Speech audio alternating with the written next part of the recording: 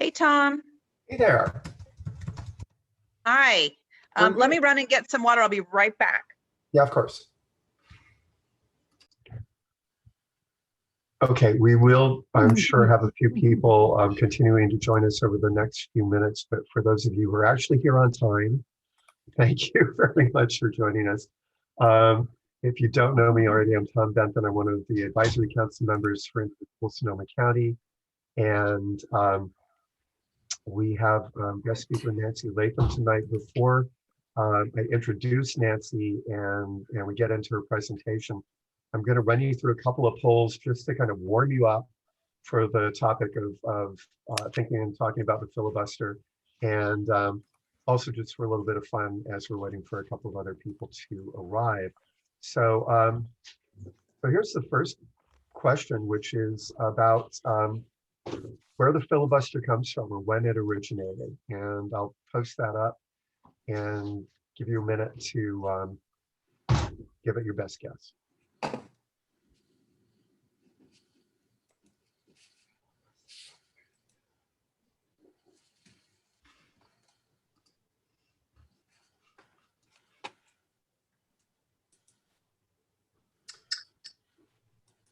And just for clarification, Tom, you're meaning the Senate filibuster as opposed to the House filibuster? Yes. Oh, we have a ringer here. Yeah. Yes, that's right. Absolutely.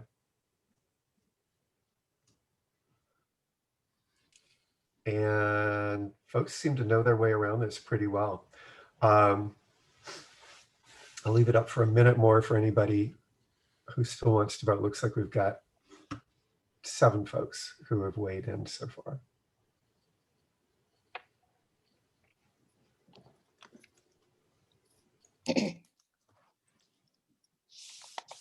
And let's end that and share the results. And yeah, this is right. The majority, once again, was correct, and we didn't need a super majority, even though we have it for this one. It was in the lead up to the Civil War. So it was slave owners used it as a stalling tactic, although Nancy will probably tell you more about this, but other elements of what we have come to know as the filibuster were introduced later, but the tactic itself did start in the run-up to the Civil War. We've got 2 other questions for you. Let me stop sharing on that one. And let's see how many of the current defenders of the filibuster you can identify. And this is dynamic, so it keeps changing day by day. You can vote for as many as you think are supporting the filibuster right now or defending it. And this means defending keeping the filibuster, by the way, right? Defending the filibuster as something that the Senate should hold on to. Oh, I did it the opposite way. Yeah, I had a feeling. There was probably at least 1 or 2. Did it completely the wrong way.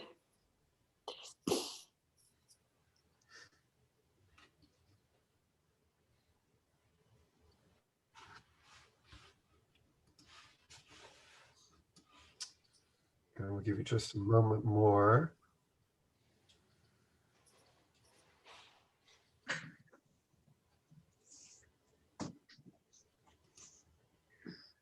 And let's share the results on that one.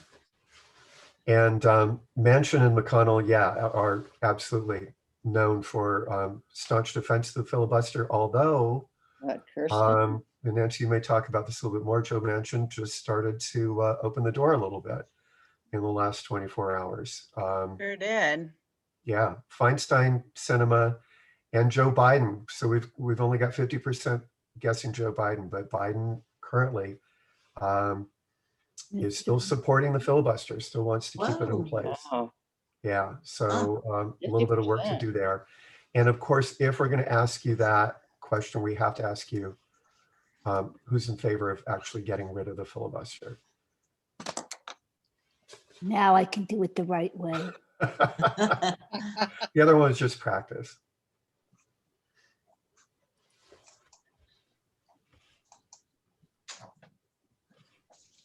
I don't know how to answer John Tester. Yeah, So, it's Tester's not actually all the way in favor yeah, yet, but he's kind of opened the door on that, right? That yeah. he's I sort of consider him a fence sitter, but exactly, I think he'd be on our side. exactly. I think that Tester, it was a comment to the effect of if they keep blocking things, then we might have to, right? And there are a bunch of people who You know what, are. Tom, you can totally give my whole presentation. I should just I hand over will the not do slides that. and go have dinner. I will not do that. Absolutely. No, we're really happy to have you here. Um, yeah. So this is, you're right. Ted Cruz, absolutely not. David Brooks and Jim Clyburn, though, are on board. And supposedly, I'm not a huge David Brooks fan, but supposedly the president of the United States reads David Brooks all the time. So that's good news. Let's go ahead and share the results. And out in front, absolutely, Elizabeth Warren, who has been calling for the end of the filibuster for a really long time, and starting to bring that around. So thanks. That was just a way to get ourselves kind of warmed up for this topic. And with that, I want to turn it over to Nancy Latham. Nancy is one of the founders of Indivisible East Bay. Is still part of their, you call it a governing council, is that right? Or A governance committee, yeah. governance committee, great. And is there, I think you described yourself as the current filibuster geek of Indivisible East Bay. That's right, except I love the way you put it, the resident filibuster obsessive. So that's the title I want now. And so I'm going to turn it over to Nancy to tell you why this is something worth geeking out over, obsessing over, and what it means for the future of democracy. So Nancy, over to you. Awesome. Well, thanks, Tom, and thanks for inviting me, and thanks to you all for having me. And I actually feel like I'm totally going to be preaching to the choir. You clearly already know a lot about the filibuster, but I will share my presentation and will also share some things that you can do. And I think Gloria was saying earlier, like things are really sorted out and you have all kinds of time. So now we have things that you can do. So get psyched. All right, so I'm actually going to go off video because my internet is not the greatest, and I'm going to be sharing my screen anyway. So let me get this set up. Okay, can y'all see my screen? Yes. There it is. Yep. Okay, perfect. Yep. All right, so we all know the filibuster is not great, and this presentation is really about what is it, although I think you all know that. Why is it terrible? You know that too, but we can talk more. And then maybe more importantly, want to think about what we can do about it and how you personally can get involved in abolishing the filibuster. And thinking about what it is, we can think about what it does. And the Senate is actually a majority rule institution in that we just need 50% plus one to pass the bill. And so you can see this is what the Senate looks like right now with 50 senators caucusing with the Democrats. I'm saying that now because there are actually two people who are the blue dots who are not Democrats, but from now on I'll just call them Democrats so it's shorter. And then 50 Republican senators. And then of course we have, if we need it, the tie-breaking vote of Kamala Harris. So this is what it looks like, and we can pass bills if all we need is a majority, and we can hold the Democratic caucus together. But in practice, we often need, not always, but often need 60 votes just to get a bill to come to the floor. So that would mean bringing 10 Republicans on board to to end debate, get a bill to the floor, ready for an up or down vote. And so in practice, that means that we need 60 votes to pass a bill. And because of this, the filibuster is really a tool that bad faith Republicans can use for preventing bills with majority support from passing. And where did the filibuster come from? We already talked about that a little bit in the wonderful quiz that we did, but a lot of people, when they hear the word filibuster, think of Jimmy Stewart and Mr. Smith Goes to Washington, and they see the filibuster as something that a little guy or somebody representing the little guy can use to stand up to entrenched and powerful interests. And that's really not what it is, or even actually where it came from. So it used to be that the Senate was a majority rule institution in both ways. They had, there was a rule for ending debate, which was just the majority. Sorry, like a simple majority, 50% plus one. The Senate was smaller at the time, so it wasn't 50 people, but 50% plus one. And then also majority, simple majority to pass bills, but nobody really used that rule to vote on ending debate. They would just stop talking. And so in 1805, Aaron Burr, pictured here as imagined by Lin-Manuel Miranda, he streamlined the Senate rules and got rid of that parliamentary procedure to have a vote to end debate. And for a while, it didn't really matter. People just did what they'd always done. They would talk for a while, then they would stop talking, and they would bring something to the floor to the vote. But senators realized that this was something exploitable if they wanted to. And so John C. Calhoun, seeing here in all of his terrible glory, the father of the Confederacy, as he's sometimes called, he started noticing in the 1830s, like, oh, I can use this to stall. It was just what Tom was saying, that it was used to support slaveholding states, slaveholding interests, as a way of dragging things out and preventing non-slaveholding interests to pass laws. Fun fact, still not called the filibuster. That started in the 1850s when a couple of people said, oh, there's so-and-so filibustering. And I'm not sure whether it comes from Spanish or Dutch for pirate. I've seen both. But the idea was that somebody was stealing the floor and capturing it for their own narrow interest against the interest of the majority. And so that's where we got the term filibuster. So still, like at this time in the 1850s, in fact, all the way up until the early part of the 1900s, there still was no way to bring debate to a close formally. So what we did in 1917, because senators were, realizing how challenging this was, that people would just keep talking forever, is they introduced a new rule called cloture, which is another way of saying closure. It's a way to end debate. And as I said, that happened in 1917, and they needed a supermajority of 67 votes to bring an end to the debate and then bring a bill to the floor for a vote. So how did the filibuster evolve? And by evolve, I mean get much worse over time, because as I said, for a long time, people would just stop talking. There wasn't really an issue so much with filibustering necessarily. So I want to show you what's happening in this chart. So what you're looking at is a chart that shows, well, it doesn't measure filibusters directly. You actually can't measure filibusters directly, but it's a proxy measure of filibusters over time, starting in 1917, when cloture was introduced as a rule, up through 2016. So I have 1917 up there and a couple of other dates. 1917, of course, is when the cloture rule was introduced for 67 votes. In 1975, it was reduced to 60. I also have another important date in there, 2013. That's when we got rid of the filibuster for executive branch nominees or judiciary appointments. This does not include the Supreme Court. Of course, we got rid of those later in order to get Neil Gorsuch onto the Supreme Court. But back to this chart. So what you're looking at is a rough approximation of how often filibusters were happening. The blue line it's called motions filed. So this means that the number of times that people said, we want to end debate.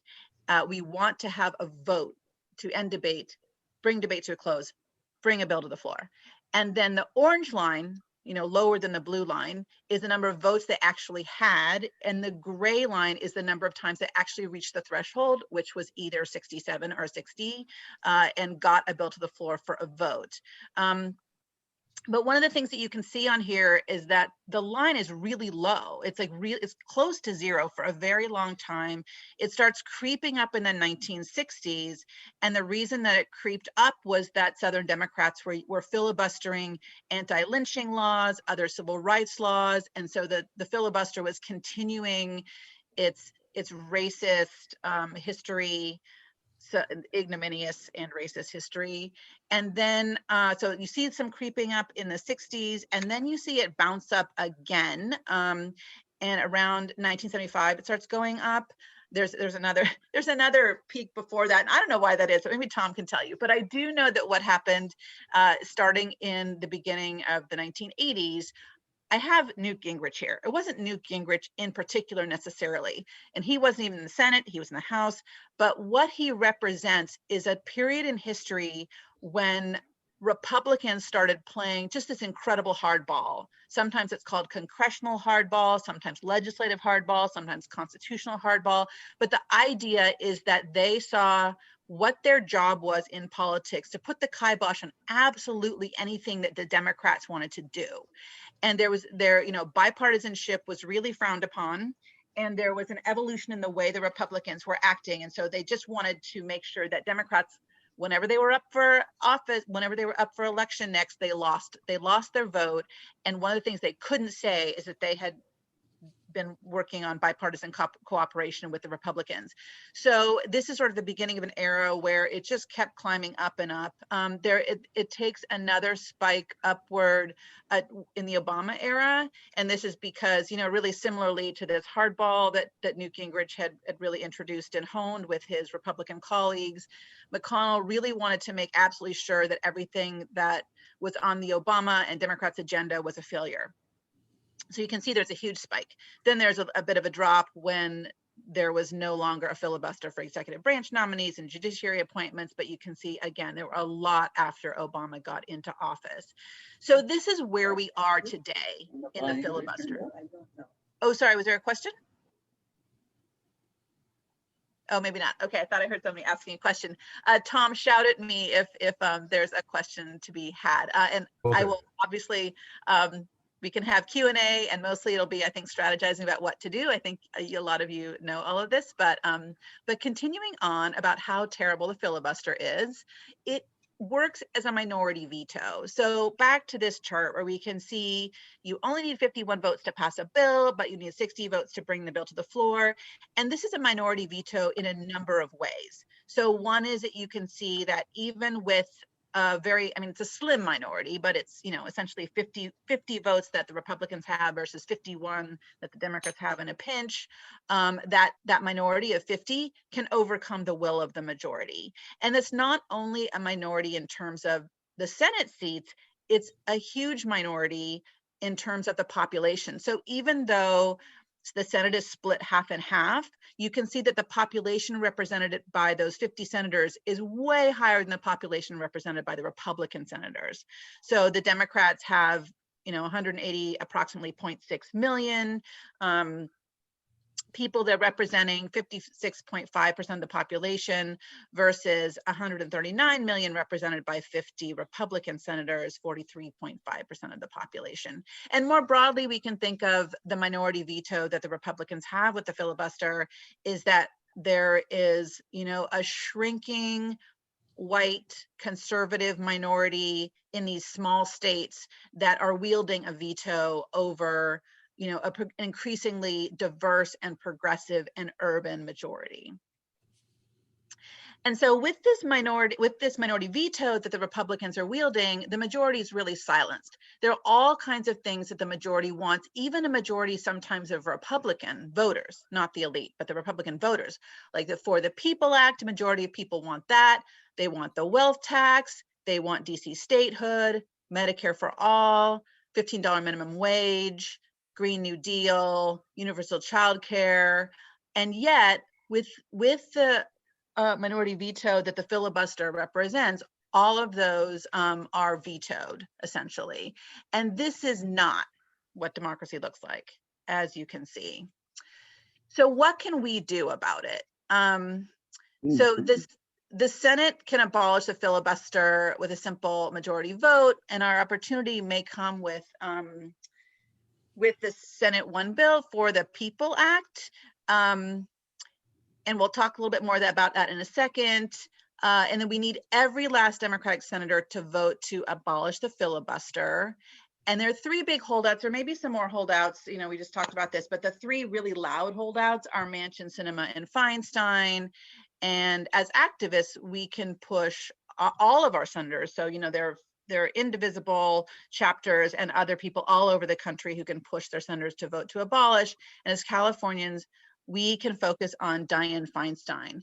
And hang on, so a little behind the scenes sausage making. Sorry about this.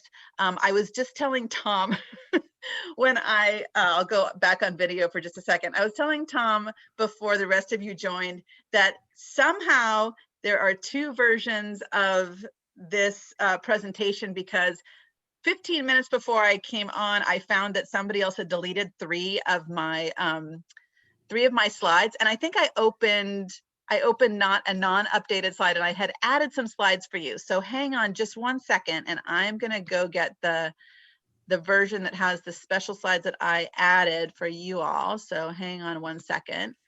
Let's see. Hold, please. All right. Got it. Okay. So I'm going to go back to share the screen again.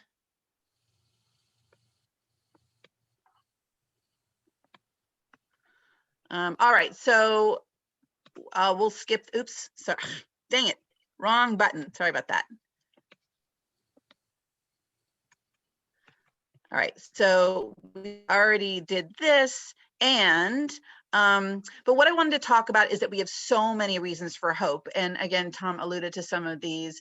There's an elite consensus that has come together really quickly. Some of you may have heard of this guy, Adam Gentleson. He worked for Harry Reid, and he was there when the filibuster was abolished for executive branch nominees and for some judiciary appointments. And his point was that when Obama was elected and when he came into office in 2009, there were about 20 votes or more short of the number needed to reform the filibuster, to get rid of the filibuster for under those particular circumstances. But they got there by 2013, and now we have right now, we're only a few votes shy of either very serious filibuster reform or even abolishing the filibuster. And John Tester's a really good example. He says, like, he didn't want to abolish in the past, but he's definitely made a lot of noises saying, like, listen, if the Republicans are going to stop our agenda completely, that is unacceptable, and we need to do something about it. And then there's this, what sometimes is called a permission structure. So even somebody, a Republican, David Brooks, you know, since he's saying that it has to go, that gives a permission structure to some people who are moderate or across the aisle even. And like Tom said, I didn't know that Joe Biden likes to read David Brooks, but that is good to hear. So there really is an elite consensus that, like, no, the filibuster really has to go. Oh, another really important voice for that is Barack Obama himself. So he absolutely didn't want to abolish it for a while when he was in office, and wasn't really that happy about the quote unquote nuclear option of abolishing the partial abolition they did in 2013. But he's somebody who now says, like, he went, and when he was talking at John Lewis's memorial, he was saying this is a Jim Crow relic and it has to go. So the For the People Act is passed the House and it's coming to the Senate this week, I believe, and it's going to create a showdown. So we will be in the position, exactly the kind of position that John Tester talked about, where we'll be in the position of saying, either we keep this outdated anti-democratic relic of a Senate tool, of this procedural tool, or we're going to have to give up on passing this incredibly important legislation of the For the People Act.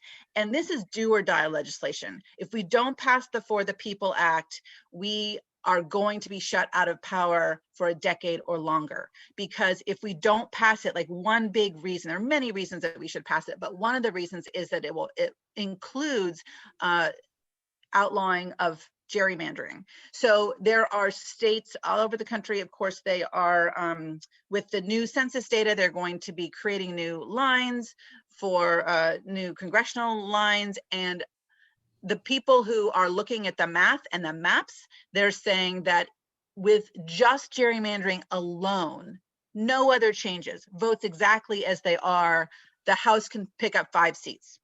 So we will lose our House majority, definitely. And we're also going to be doing all kinds of voter suppression with, if we don't pass the For the People Act. There are like 22 states or something that are like immediately out on the front lines, the terrible, terrible front lines of passing all kinds of laws to suppress the vote. So this is such an important bill, and Democrats know that. And it's going to come down to, is it going to be the filibuster or is it going to be democracy?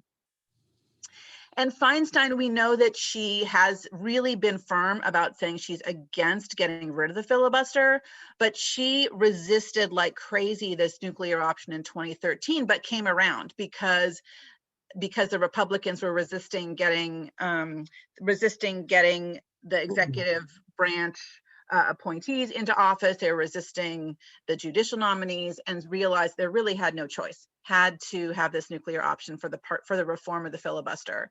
And then, as Tom was talking about as well, Manchin's resistance seems to be weakening. He's been snipping at reporters and saying, listen, you know, what does never mean to you? I'm never going to want to get rid of the filibuster. But now he's talking about, well, it might be a really good idea to reform it. So we have the talking filibuster back, and the talking filibuster will make it more difficult, and maybe that will open the door to more compromise with the Republicans. Who knows? I mean, the reform that I would prefer, and this is one that has been proposed, is that we get rid of the filibuster specifically for laws that have to do with voting rights. So that means we could pass the For the People Act and the John Lewis Voting Rights Act with just a simple majority. All right, so I have just one question for y'all. Do you want to get your democracy warrior on? Because we have all kinds of things that you can do if you want to do that. So there's some coordination among the California Indivisible groups for advocacy with Feinstein. Some of you may know Susan Morgan. She's with Indivisible Marin. She's spearheading a campaign, has a couple of parts. And Tom, you may know more about this than I do. I'm not totally informed, but I do know that tomorrow there will be a sign-on letter that organizations can sign. There's going to be a virtual press conference that I'm sure we'll all learn more about. She will share an invite. People can sign up. That's going to be on the 16th. And there will be a stage video and photo opportunity at Feinstein's San Francisco office to drop off the letter and the petition. I think we'll learn more about that with the California network. And then also there's some very specific things that you can do. So you can call or send postcards to Dianne Feinstein. Apparently, I just learned this. I heard, and I guess Larry was telling you all, or maybe just Tom, so a bunch of you probably already know this, but apparently Dianne Feinstein likes to read postcards that's sent to her office. So it's a really good way to get in touch with her. So you can call her and ask her to get rid of the filibuster, send her some postcards, call and thank Senator Padilla, who went on record saying he wants to get rid of the filibuster. There's some Twitter work you can do, something called Filibuster Friday. You can write letters to the editor. There's also an Indivisible National Democracy Reform Working Group that you can join. It's beyond getting rid of the filibuster. There are a lot of other things that they're focusing on as well, like DC statehood and reforming the courts, expanding the courts, other things like that.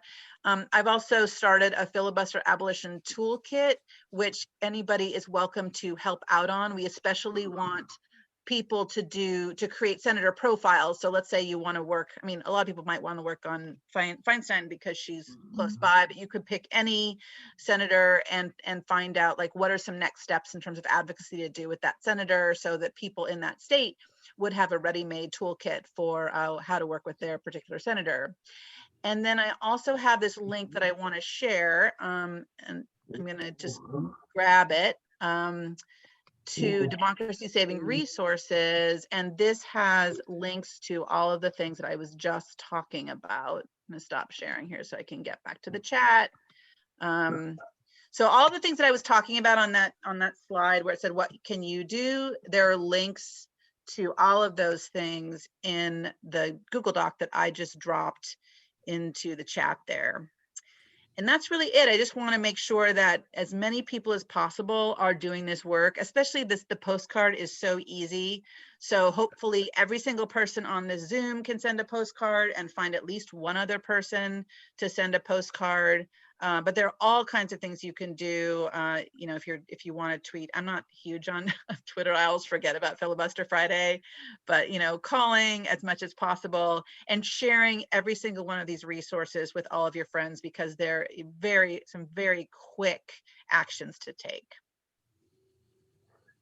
Nancy, thank you so much. I want to add to that. You know, you can definitely call every day, or you can use ResistBot to send an email. And Padilla, as Nancy said, has really got out in front of this and is vocal, really promoting getting rid of the filibuster for all the right reasons. So, you know, hearty thank you to him is really in order as well. Let me open it up to questions for Nancy. So what do you want to know? I have a question. Yeah. Nancy, we had a meeting with Jared Huffman a few weeks ago, and he said, short of getting rid of the filibuster, it needs to be updated, remodeled, or whatever. Is there any more you can add to what that may mean?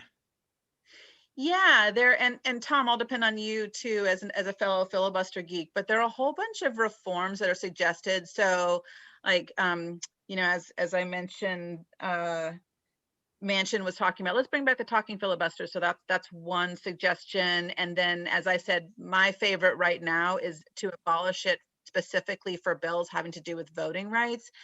There's some other ones, for example, instead of putting the onus on the majority who want to pass the bill and making them vote to end debate, you actually have the minority vote to keep debate going, and you know, you force them to stay near the Senate floor and be present for all those votes. That might make the work more difficult. There is actually one reform which I love, but I would never happen. It's for people who are worried about getting rid of the filibuster because, oh my goodness, what about when Democrats are in the minority, which I think is a little bit of a red herring. But for that reason, I really like this particular reform. It would allow a minority to stop bringing a bill to the floor if that minority represented a majority of the population.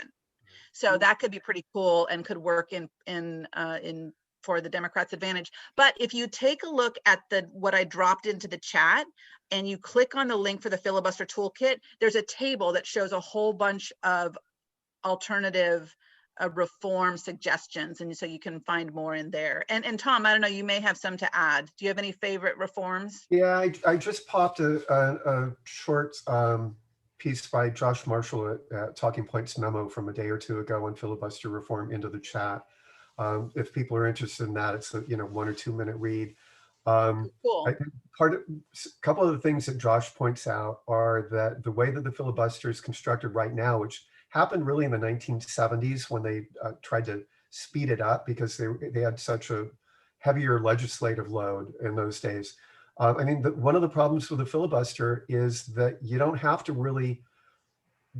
It's something that, how do I say this? It's something You that's just have to threaten it. You don't have to do it. It's negative. You just send an email and it acts as a veto, but you're not called out. You're not the face of it. The party that becomes the face of it is the one that's trying to somehow get 60 votes, which right now is completely impossible. I mean, it's, the idea when somebody says, oh, well, it's going to make us be bipartisan. That's horseshit. It's absolutely never going to happen because the Republicans, are the party of Trump right now. That's who they are. And that's who they're going to continue to be. I mean, this has been true now since 2009.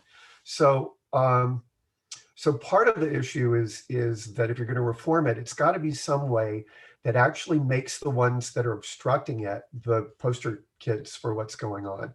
They actually have to own it. But there are other things like placing a time limit on it. Yeah, you can filibuster it, but at a 30-day limit, your time runs out, and now it's going to go to a vote anyway. I think the other thing, Nancy, that I would want to call out on it is that lots of people go to filibuster reform because they hear Joe Manchin saying, hell no, I'm never going to do it. What about never do you not understand? Or they see Kristen Sinema doing performative stuff and thinking she's never going to budge. You mentioned Adam Gentleson a little while ago, who's written a great book called Kill Switch about the filibuster. And when Gentleson talks about this these days, he notes that things that are going on, and he says, look, we're in Act 1. This, the point at which Dianne Feinstein flips and Manchin flips and all that kind of stuff, that's Act 3. So let's not get caught up in thinking, we're at the end game or that we can see exactly where this is going to go. This is something that has to unfold, and all of us are a part of making it unfold. So it's important to look at options for reform. It's also important not to second guess ourselves and say there's no way it would ever be abolished. The fact is, we're not in Act 3. We don't know. So part of what I would say is you push for everything that you absolutely want. And what would make the most sense is to get rid of the filibuster. And if we have to make a compromise along the way, then yeah, it should be a compromise that means that the ones that are obstructing the legislation get called out for it, that it's very painful, as Manchin was saying, they make them talk. I kind of like talking and having to stand on one leg personally. But something like that really makes it tough. And ideally that makes it time limited, because what you're really going for, Nancy, to your point, is you can't function with a supermajority rule and actually pass legislation. Over time, it's completely dysfunctional thing to do. We've seen that here in California with raising taxes. You have to be completely, utterly dominant in order to be able to do anything. And that's not what people actually want government to look like. So. Hey, Yeah, Tom, that's exactly I have right. one real quick question. Once the filibuster is done away with, can somebody bring it back, or is it gone? It's gone. That's Nancy. What do you think? Well, I guess people, people can change, you can change a rule in the Senate with a simple majority vote. So I guess if people want to bring it back, they will. I mean, if they want to try to bring it back, they could have a movement to create a new rule and maybe do it better this time. I don't know. But it does feel like, I talked about the asymmetry of the filibuster. It's asymmetrical in another way. The Republicans, sort of their governing philosophy, to the extent that they have one, really is like, we don't want to do anything for the American people. We would prefer not to pass any kind of legislation unless it's tax cuts for the wealthy, right? But so the filibuster suits them just fine, because if the Senate doesn't do anything, awesome. And with Democrats, they want to pass legislation. They want to do the people's business. And so for them, having a kibosh on any kind of movement is terrible. So that's an asymmetry in another way. And so that's when sometimes when people say oh, what about the shoe is on the other foot? We're going to want to stop terrible legislation in the future. That's just a stupid argument. I think, Tom, you already said this was horseshit. And the other thing is, I've heard Adam Gentleson say this on a podcast at some time. He said, listen, if you think that the Republicans, and I know I'm going off of your point, Steve, but this reminds me of this other thing. But if you think that the Republicans would not abolish the filibuster the second it is in their interest, I've got some land to sell you in Florida. So, we should do it now in order to get the legislation passed that we want to, and let the chips in the future fall where they may, because if we don't do this, we are, as I've also heard on several podcasts, fucked. Yeah. Okay. Yeah. And I want to add one thing, Nancy, to what you were saying. This is, again, it's a little bit of a tangent. But one of the things that the defenders of Manchins and the cinemas are saying, and Cinema did this just again the other day, is they say, well, I'm supporting the filibuster. We have to keep it because it encourages bipartisanship. It doesn't do that. It actually, what it does is it makes it very, very tempting for a minority to just say, we're going to clamp down and just say no.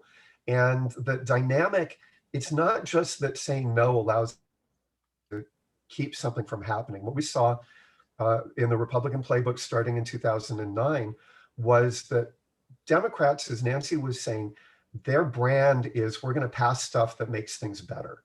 That's the Democrats' brand. Unfortunately, their Achilles heel is they still believe that they're supposed to get some Republican votes to do that, which they're not going to get. But the Republicans' brand is, we're going to take this thing apart. Government is the enemy, as Ronald Reagan said. That's their brand. Is we're going to dismantle government to the greatest extent possible. what Republicans did starting in 2009 was to say, we actually can obstruct and win elections because people will blame the Democrats who are saying that they want to be bipartisan. They'll blame them for failing to be bipartisan. It's a great gimmick for the Republicans, because you had Obama in those days saying, I'm going to reach out and I'm going to bring everybody together and we're going to do this together because that's what people like, is agreement and getting along. And the Republicans, all they had to do was say no. And the one that paid the price for it was Obama. He lost the House majority, lost the Senate majority, and they're running the same playbook again. And they know it works. So if you want bipartisanship, what you do is you get rid of the filibuster. And what happens then, because they can't actually stop it, some Republicans are going to want to at least make it a little bit better. And to do that, they have to make deals, right? To get 53 votes or 54 votes. Then it actually becomes someplace where you can trade. But the way it's structured right now with the filibuster in place, there's no incentive for them to make any deals at all. So conversely, when you hear Kirsten Sinema write or say, I want to do this because it encourages bipartisanship, or Diane may say that, the answer is no, it won't. Actually, if you really care about bipartisanship, you would be all over abolishing the filibuster 100%. You need to talk to Diane. Yeah. Other questions? I do. Could either of you or anyone talk about what Biden's reasons are for wanting to keep the filibuster? I have thoughts. I don't know, Tom, do you have a specific Go ahead. idea? Go ahead. I've got a couple of ideas, but I don't know for sure. But yeah. Smoking dope. Uncle Joe. Yeah, no, I think he's an institutionalist. He's been around forever. It's this nostalgia for a different time, I think. And I see him as somebody who even if he hasn't come out strongly against the filibuster, is really just a few steps behind John Tester. And he's, another hero of his, obviously, is his good friend Barack Obama. And so I think that makes a big difference that Barack Obama has come out against the filibuster. So I think he is holding up this ideal for bipartisanship because, again, that's like Tom was talking about brands. I think it's a little bit part of his brand, but I think that's what's going through his head. I don't think he really believes that keeping the filibuster is what they should do if there starts being unbelievable obstruction against the types of work that he wants to get done. I don't know, Tom, what do you think? Yeah, I'd piggyback on that. The Biden question is interesting because it's very much a case for him, but it also applies to like all the other Democratic senators, because the question is, how much are they really telling you what they think, right? Like, are they really saying, this is my position and I'm not going to waver from it?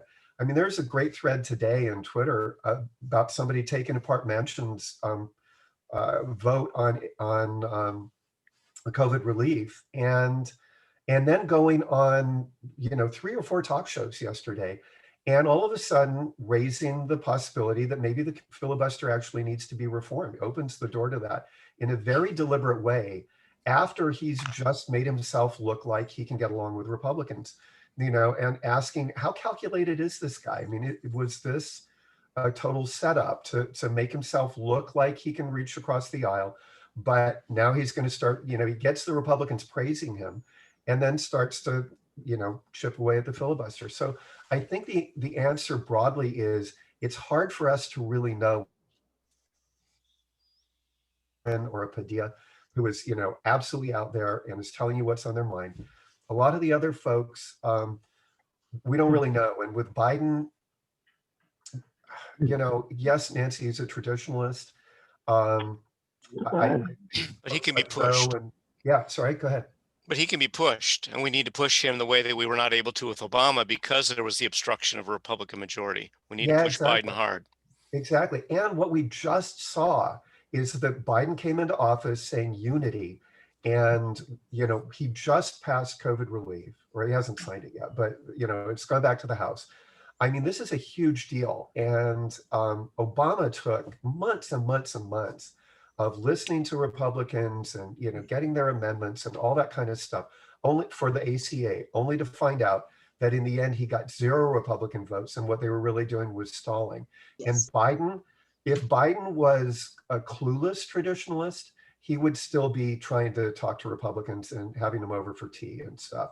Yeah, I'm pleasantly surprised by how Biden has really learned the lessons of the first Yeah, Obama's first year, and yeah, how and I think, Paul, you just said this, like, he can be pushed. I mean, this is what Elizabeth Warren said when she endorsed him, like, he listens and learns. And I think that he really is listening, and he really is shifting in a way that I didn't expect, and I'm super happy about. yeah. And he's the president, and because of that, I would not expect him to be the one taking the lead. If Warren had been elected president, I would expect her to take the lead and to be out there saying this is the right thing to do, and I want you to all come along with me. I think with Biden, it doesn't necessarily mean that he doesn't support it. It may mean that he wants the flashpoint to create. Nancy, you called it a permission structure. I think there's a way in which they're looking for a permission moment, right, to actually pull the trigger on this thing. And rather than going out and advocating for it, they want it to come down to the point where they can say, this is too important and we have to do it anyway. And you're forcing our hand. We didn't want to do Yeah, it. you're forcing our hand, exactly. The one that's really doing this is Mitch McConnell. And, you know, I do it with a tear in my eye and regret, but we're going to do it anyway. Yeah. Even though right now he, you know, may well be talking to people about doing exactly that. So I think that's something. And Paul, to your point, that's why we need to be part of the. This is a progressive group called Indivisible. They're talking about the filibuster, trying to talking about how you can get rid of the filibuster to get things passed. So exactly. So, are you on there? Yeah. Yeah. That was interesting. My spot is here. Welcome back. Other questions? You talked about, this is back to you, Nancy. You talked about ways we can be strategically aligned here with the other indivisibles in Northern California. Can you go into that a little bit more in depth? Oh, you know, I don't know a ton about that. That is what I mentioned with this woman, Susan Morgan, who's from Indivisible Marin, who's doing that. And so she's been giving updates on the Indivisible California Slack. Tom, you're on there, right? Yes. Yeah. So I'm sure. So like I said, there's a letter coming out tomorrow in Soco. I'm sure could sign that letter tomorrow. It's due on Thursday. Support that campaign. Go to the virtual press conference, and then again write the postcards, because we're going to be, you know, all over California, hopefully sending those in, and get friends to write those postcards. I think that would be amazing to have a complete deluge of postcards to Dianne Feinstein's office, for sure. And, you know, we've been kind of preparing the ground on this for months and months now in the meetings that we have with Feinstein State Director. And there are a couple of ways that you can approach it. One of the things that we've been saying to him is, this is now coming down to a choice. And Nancy, you made this case too, right? You can either have democracy or you can have the filibuster. It's no longer just a comfortable Senate tradition that, you know, like having the Senate cloakroom where you get to hang out. It's not a cozy thing about being in the Senate. This is literally for Dianne, you know, if it's gun control that she cares about, which she cares passionately about, she can either have that, she can get something done, or she can keep the filibuster. It's either voting rights or it's the filibuster. It's time to choose now. She absolutely has to choose. And we're asking her to make the choice for the right thing. And another angle with her is to talk about her legacy. You know, is this really how she wants to go out? Is holding on to something that stops all legislative progress. I mean, we've just been through 4 years, and you know, God, we've been in these meetings monthly for a long time. It's, about that now. We meet with them about every 6 weeks, but you know, month after month after month of looking at all the judicial appointments that Trump was making, and that she could do nothing about. We would sit together for an hour or so and talk about what was going on. And it was essentially, Feinstein was powerless. I mean, for the last 4 years, we would talk about stuff, but there was literally nothing she could do, nothing. I mean, even the little things like blue slip appointments, and it's not little, but things like that, where she used to have at least some means of pushing back. She had nothing, right? And she had the filibuster, she still wasn't able to do anything, right? So I think it's really important to kind of continue to press that case with her. We have actually seen some softening. That she, Tom, you have to get into the filibuster toolkit and write up the profile for Dianne Feinstein. All those talking points were so wonderful. I would be happy to. And it's, the other thing about this is, and it's about Feinstein, but it's also about other people, is we do need to bring other folks along. So other folks that aren't on this call, it's really important for us to educate the public right now, not just to go for our senators. We need a groundswell. We're really lucky that Gentleson just brought his book out about a month ago. He's been doing book tours, he's been doing podcasts. Pretty much everybody who writes about politics, or maybe not everybody, but a lot of people who write about politics have been writing about the filibuster, and it's a hot topic. And we want to keep it a hot topic. We want voters to consider it a hot topic. And part of the way to do that is to not just talk about the filibuster, which is kind of arcane and weird, but it's also to talk about HR 1 or Senate Bill 1 and voting rights and what's going to happen if, like in Georgia today, there was news that one of the things that they're wanting to do is to make it illegal for people to bring hot drinks or sandwiches to people who are forced to wait in line to vote. I mean, there are 250 bills right now that Republicans are introducing under the Stop the Steal, that we want our voting laws. Under that bullshit lie that the Republicans continue to tell, they're going to make it virtually impossible to vote around unless the Senate does something about it. That's when we say it's democracy or the filibuster, that's what we're talking about. Yeah. Gloria, there is no amount of postcards that It you is could push out of existential. Sonoma County that would be able to fight back against that. Sorry, Nancy, go ahead.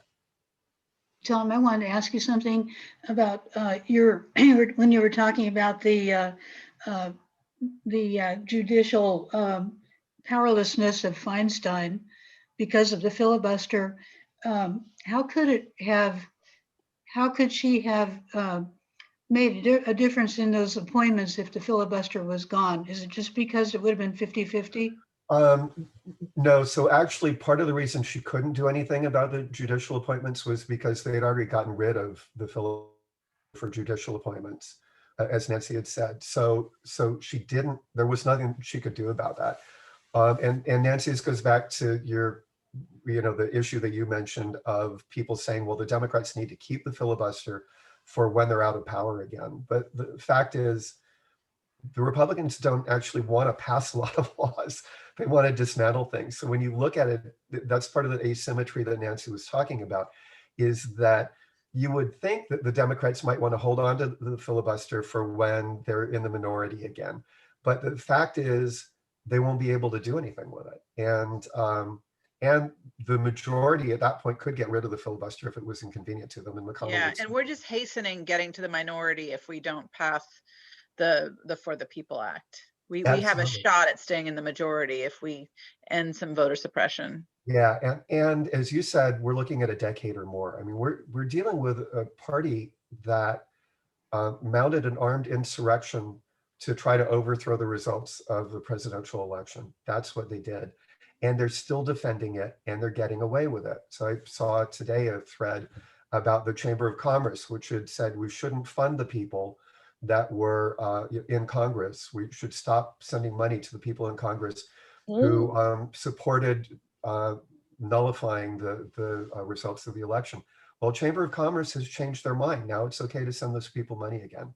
Oh, So, Jesus. it took like 6 weeks, and now they're normalizing the Republicans and everything's fine. If we lose elections in 2022, we're never getting those back. No, it's true. That's what I would say. It's not going to be a decade. It's going to be, our lifetimes, our kids' lifetimes. These guys, they have no intention of giving anything up. So, you know, it's do or die this time around. And but we can make the case for I would really say make the case for voting rights, and then talk about how the filibuster has to go for that to happen. You know, Yeah. that's the flashpoint that we're building to right now. Talk to people about what happens if they're allowed to stop people from voting. Gloria, what did you want to say? If this gets passed, what's going to force or what's going to make the Republicans follow the rules? What's going to make them do what we want them to do in the red states? If you mean HR 1 and Senate Bill 1, yeah. Right, if the Voting Rights Act passes. Well, the DOJ will be empowered to, Yes. right? Judiciary. To force them. Yeah, Department of Justice. Yep. And without the filibuster, the Senate and the House would actually be in positions to fully fund what we would need for the Department of Justice to enforce the Voting Rights Act. Right. Okay. Because the Republicans shrink the budget down, so that even if it's on the law books, it can't be funded. Okay. So we need to get our DOJ in there. Yes. Yes. Yeah. Yeah, absolutely. Other questions? So are there other groups like this one all around the country, do we know? Yes. You mean working on the same issue? Yeah. Yeah, absolutely. Absolutely. I mean, Yeah. this is like the thing that Indivisible is focusing on right now. Like their first Indivisible guide that started it all, and then they had another one in 2018 when we could go on offense, and now their Indivisible guide is about saving democracy. And so this is job one. Is there, I know I've certainly taken a break from postcards and texting. And so is there going to be the fire in the belly to get this going again, like it was for the last election when, you know, the Georgia campaign and all that? There should be. People don't seem to have it, but everything is just as existential as it was a few months ago. Yeah, we're writing postcards to the seditionist, the Republican congressman that voted against impeachment, as well as postcards into Texas 6, I think, which is a special election, and to one of the Louisiana special elections. So we're starting to postcard again substantially. Yeah. And we're encouraging people to write DIFI postcards, which we mentioned earlier. Yeah, and I would also do phone banking. Like there's a phone bank for calling Arizonans to get them to call Kirsten Sinema. That's being run through Indivisible National. Phone banking is one of the more effective, like direct voter contact things we have going. There are a bunch of different phone bank. I should have put that in the list. I can find it. I can find it, add it to the Google Doc because it's live. So as long as you all have the Google Doc, you'll be able to look at it later. But I wanted to say, like, put a heart up on your screen if you are going to write a postcard to DIFI's office. Well, we got to see a heart on every single screen. I don't know where our heart is. Do it. Okay, you're excused if you can't find your heart. I don't know where heart is. Go to reactions at the bottom of your Oh. screen. Oh, Paul's doing a human heart. There you go. You can do that too. There's not a heart here. It's just a Oh, we got a crying laughing. Okay, excellent. Well, Yeah. it looks like everybody's gonna do it. Yeah. Can I add? I've already done it. I Nice. just want to add just a little other idea that we've been doing in our team, the Events and Actions team here in Sonoma County. We're going to do videos, small videos to Amazing. send to Feinstein. And we're going to do that even tomorrow at our meeting. So if anybody would like to find out about that or even make a video, contact me. Is there a link that you can drop in the chat, Susan? Sure, I'll just put my email address there, okay? Okay, cool. Yeah. And Thank I'd say, you know, rightly, well, part of it, Jenny, is that this is a different kind of action from texting or writing 20 postcards or 25 postcards to voters.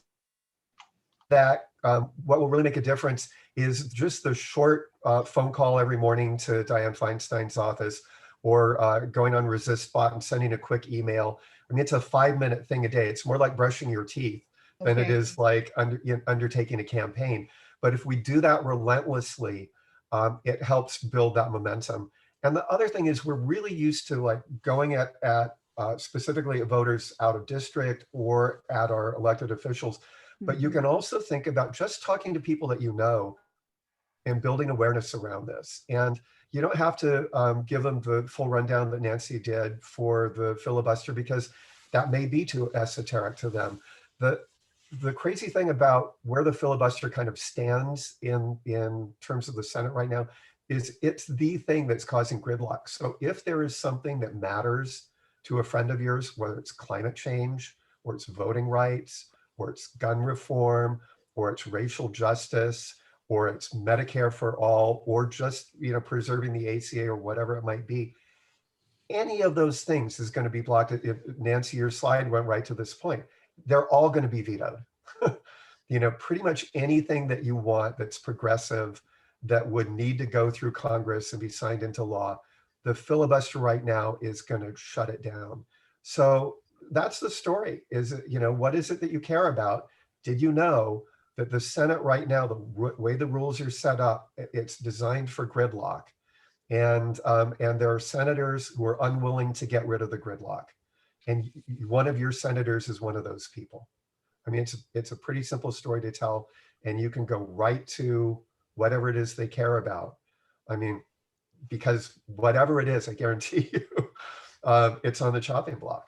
So I would really encourage you to do that relational organizing and reach out in conversations to your friends and neighbors, and whether they're political or not political, and just enlighten them a little bit about this, because the filibuster really, that at least in the Senate, when people complain about gridlock in Congress, the filibuster is what it's putting the gridlock into the Senate. And they're holding on to it because it's a tradition. Feinstein's 87 years old. She's comfortable with it, evidently, but she can move, she can change, it's happened before. And actually, I'll relate one other conversation I had with Jim Lazarus, who is Diane's state director. This was 3 or 4 months ago. So it was before the new Congress was sworn in. And I thought, I'm bringing up the filibuster every single time that we meet, and I need a new angle for him.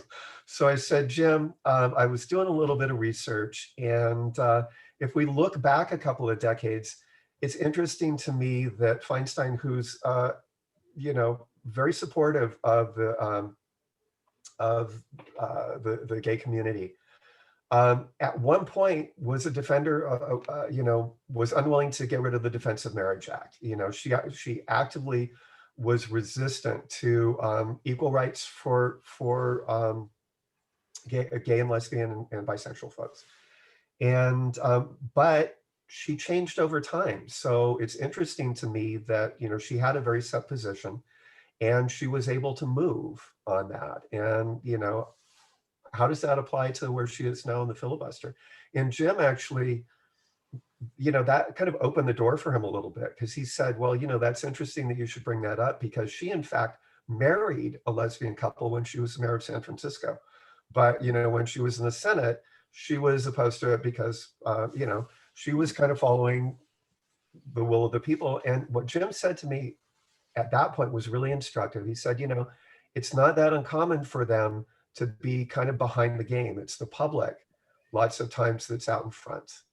It's the public that actually wants something to change, and the senators will follow that. You can't always expect them to be at the forefront. And that's where we need to be with Dianne. We need to be her public, showing her that there's been a sea change and the public wants something different. And, I think if we do that, I hope that, she's still, there's some question about her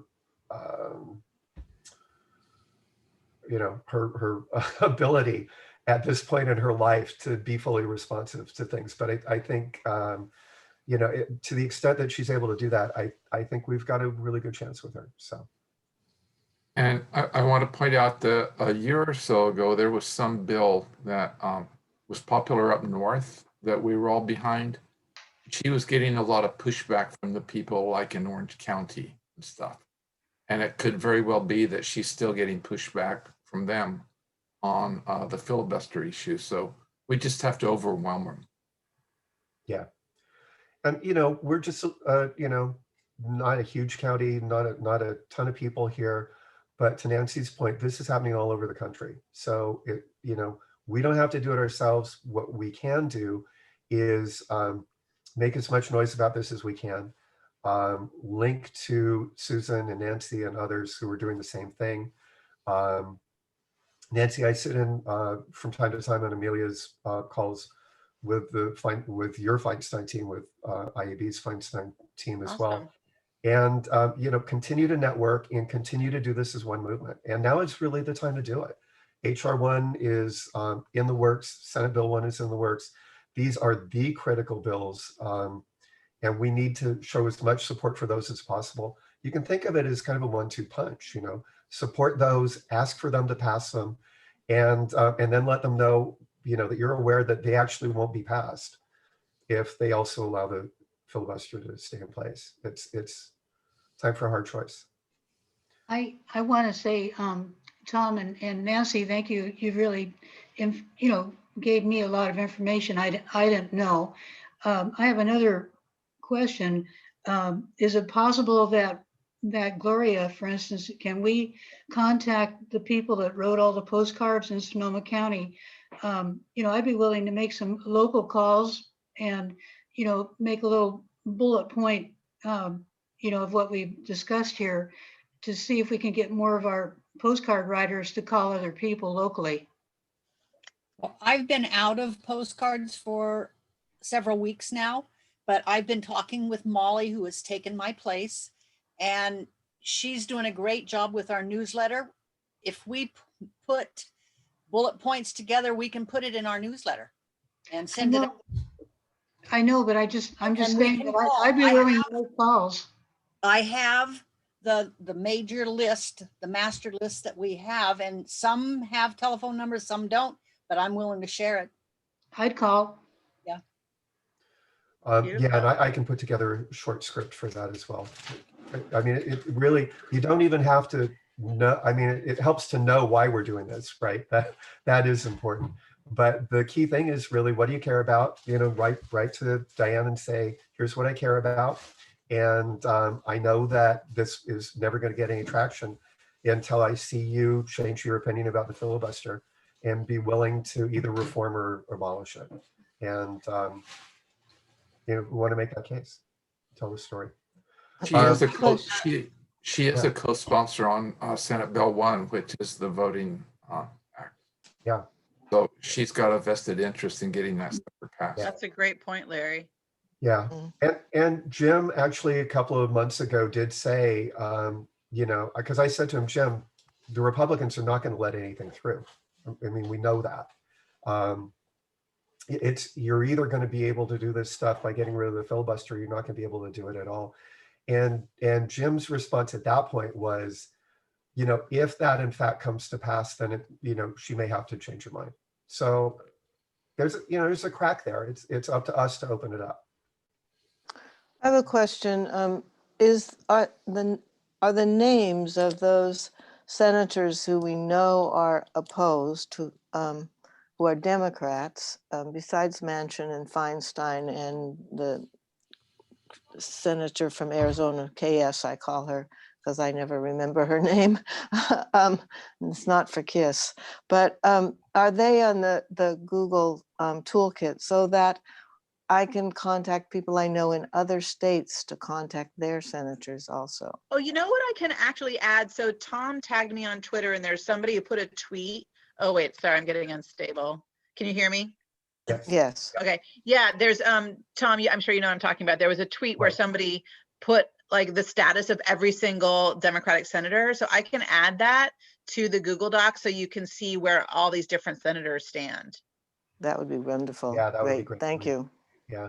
My caveat for that would be this has been changing a lot in the last week. That's true. And as things heat up around HR1 and S1, I would expect it to continue to shift. The people are going to continue to refine or say some things. There are a chunk of senators who actually aren't really on record about it at all right now.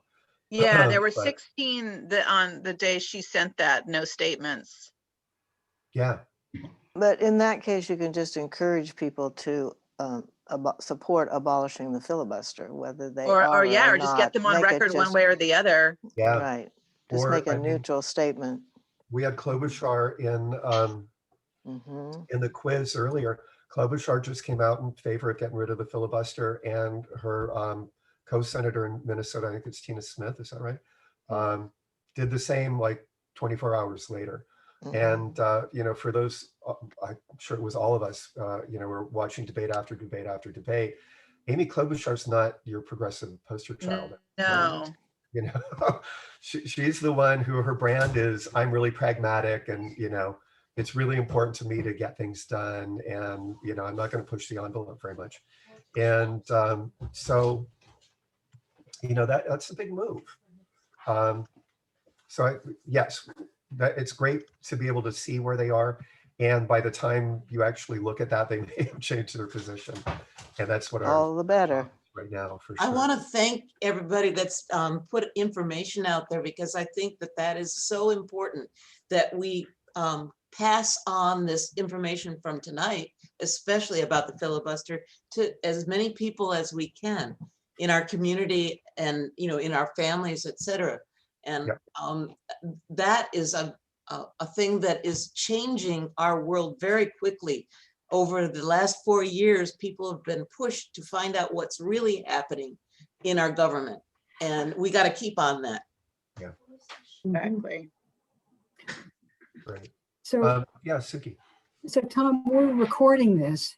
We Is are. this possible for people who aren't here to listen to Yes, listen to absolutely. Nancy's presentation and listen to We'll- our discussion, because yeah, there's a we'll lot of publish really good it information here. afterwards, for sure. Okay, thanks. Do we know if Rachel Maddow is covering this? Has anybody heard that? She's Oh, talking hopefully. about that filibuster quite often. Yeah. Okay. Oh, good. Yeah, I mean, once, if you get your antenna up for it, you'll see articles about the filibuster all over the place, and it's going to increase. The coverage is going to increase. I for think she sure. also had the author on of that book that you were just talking about, Kill Switch. Oh, Adam Jennelson. Yeah, Yes. awesome. Yeah, that's great. Wonderful. Well, listen, we're a few minutes past the hour, and I don't want to keep everybody. Some of you may be jumping off for the Oakmont Dems are doing their call, I think, about now too. So for those of you lifers, there's a whole other meeting to go to with some wonderful conversation about labor's role in organizing and the power of labor organizing in elections. So thanks for joining us tonight. Thank We you, will, Nancy. publish it Oh, in the- thanks all of you. This was really fun. Nice was to meet you amazing and to see you presentation. again, Larry. Thank you And so and much. Tom, we can geek out on the filibuster again soon. Absolutely. You bet. Thank you. It's really good. Thanks, everybody. All right, take Okay, care. thank you. Thank you. Bye. Bye.